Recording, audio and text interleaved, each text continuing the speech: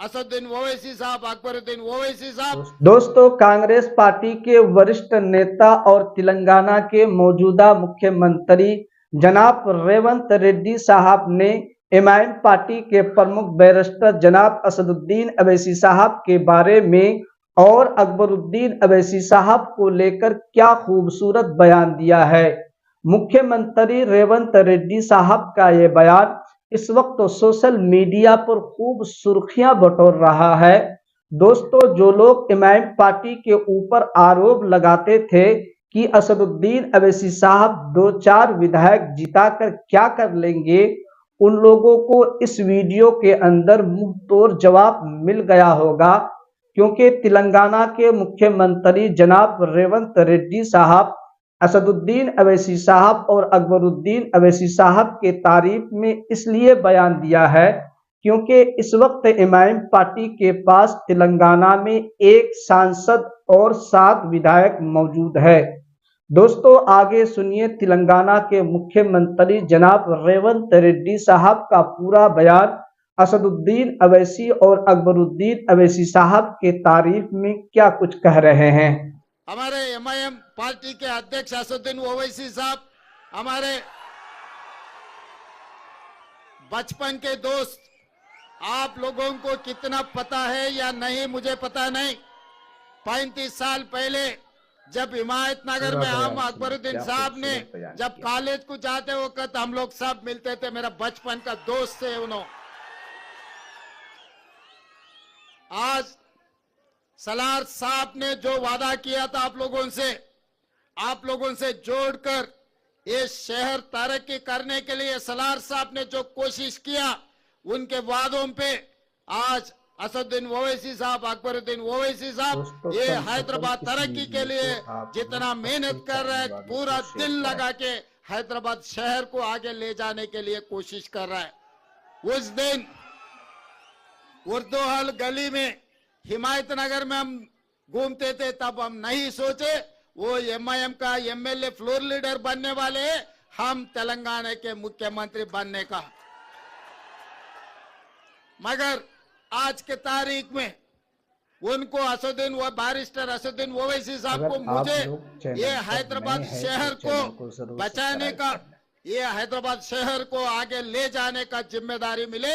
आज राजनीति कुछ नहीं, चुनाव हो गए, राजनीति खत्म हो गए। आज हैदराबाद तरक्की के लिए हम लोग दोनों मिलकर एमआईएम पार्टी के साथ कांग्रेस पार्टी जोड़कर हैदराबाद शहर को तरक्की करने के लिए हम लोग कोशिश करेंगे।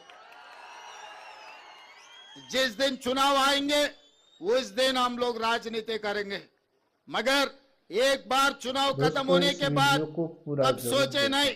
आज मैं एक बात जिम्मेदारी से कहना चाहता हूं। आज सवेरे 12 बजे मेरा बात हुई नरेंद्र मोदी जी से। चरलपल्ली टर्मिनल स्टेशन का इनाग्रेशन था, जो में प्रधानमंत्री जी आए थे, तो मैं प्रधानमंत्री जी से गुजारिश किए, हमारा मेट्रो रेल जिस दिन कांग्रेस सरकार ने बनाया, हिंदुस्तान में दूसरे मेट्रो रेल था, मगर तेलंगाना बनने के बाद 10 साल पिछले सरकार ने कुछ कोशिश नहीं किए। आज 9th प्लेस में हम लोग आ गए। छोटे छोटे शहर भी हैदराबाद मेट्रो से भी बड़ा बड़ा हो गए। मैं वो बात याद दिलाया मोदी जी को। मोदी जी, आप प्रधानमंत्री बनकर 11 साल हो गए, मगर हमारे हैदराबाद में 1 किलोमीटर का भी मेट्रो रेल नहीं बनाया, जो खासकर गौलीगुड़ा, फलकनामा, चंद्रायन गुट्टा तक 7.5 किलोमीटर जो मेट्रो का था, एक कदम भी, एक ईंट भी नहीं लगाया। इसीलिए हम फेज 2 हैदराबाद मेट्रो के लिए केंद्र सरकार को हमारा रिप्रेजेंटेशन दिया हुआ है, आप कैबिनेट में मंजूर करो, क्योंकि दिल्ली के बाद दिल्ली के साथ साथ हैदराबाद शहर है। इसीलिए हैदराबाद शहर में मेट्रो का एक्सपेंशन करने का जिम्मेदारी तेलंगाना सरकार ने लिया। इनका जो भी परमिशन है केंद्र सरकार में है। मैं ये नहीं सोचा वो भारतीय जनता पार्टी का और मैं कांग्रेस का, ऐसा सोचे तो काम नहीं होने वाले हैं। जब काम लेना है तो बराबर हिस्सा मांग के लेंगे, वो हिस्सा हमारे हैं, हमारे हिस्सा हम लेकर रहेंगे। इसीलिए मैं मोदी जी से कहा, आप हमारे मेट्रो का परमिशन तुरंत दे दो। उसके अलावा मैं मोदी जी से पूछा, हमारे मूसी का भी आपके ने पेंडिंग है।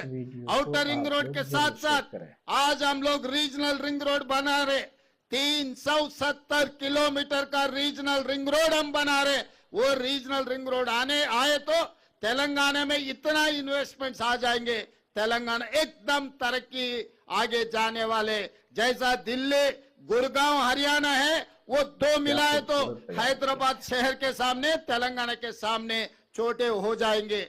इसीलिए आज ये जो तेलंगाना युवता को जो बेरोजगार है, जिसको नौकरी नहीं है, सबको नौकरी मिलना है, सब तरक्की करना है तो रीजनल रिंग रोड भी बनाना है। रीजनल रिंग रोड के साथ रीजनल रिंग रेल भी हम मांगा था नरेंद्र मोदी जी से। इनके साथ साथ वकाराबाद, कोडंगल और कृष्णा रेलवे लाइन भी हम मांगे थे कि क्योंकि आज मेट्रो, आज रेलवे का जो इनाग्रेशन हुआ चरलापल्ली के बहुत सालों से वो पेंडिंग पड़ा हुआ था। मैं जब एमपी था तब भी पार्लियामेंट में मैं आवाज उठाए तो काम नहीं हो रहा था।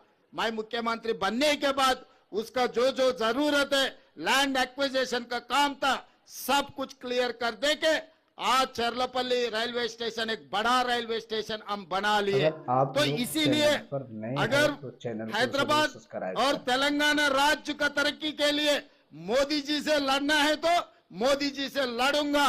असदुद्दीन ओवैसी साहब से मिलना है तो असदुद्दीन ओवैसी साहब से मिलकर हैदराबाद शहर को तरक्की करने में मैं कोशिश करूंगा। और अभी मेरे सामने बहुत सारे बड़े साहब, छोटे साहब दोनों ने एक बड़ा चिट्ठी बना है। ये बड़ा चिट्ठी याद रखना मुश्किल है क्योंकि मैं पंडित नहीं है।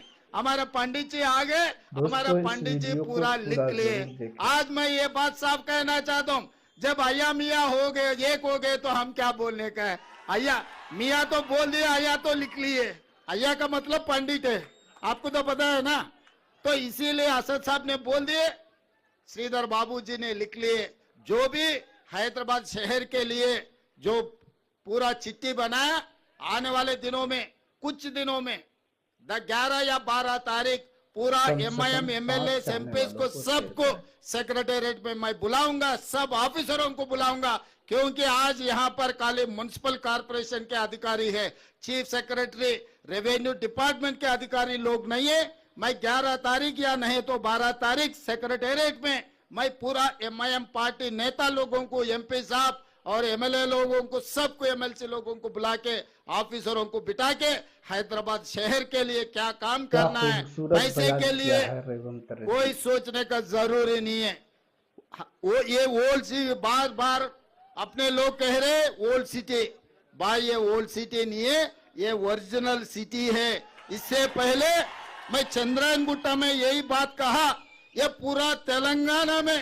तो दोस्तों आपने सुना तेलंगाना के मौजूदा मुख्यमंत्री जनाब रेवंत रेड्डी साहब का पूरा बयान असदुद्दीन अवैसी साहब के बारे में और एमआईएम पार्टी के फ्लोर लीडर जनाब अकबरुद्दीन अवैसी साहब के तारीफ में क्या कुछ कह रहे हैं। दोस्तों अगर आप लोग असदुद्दीन अवैसी साहब और एमआईएम पार्टी के सपोर्टर है, इस वीडियो के बारे में आप लोग अपना राय क्या रखना चाहते हैं हमें कमेंट करके जरूर बतलाइए। तो दोस्तों आज की इस वीडियो में यहीं तक। जब तक देखते रहिए अररिया एमआईएम न्यूज चैनल। फिर मिलेंगे कोई नई वीडियो के साथ। अस्सलामु अलैकुम वरहमतुल्लाहि वबरकातुहू।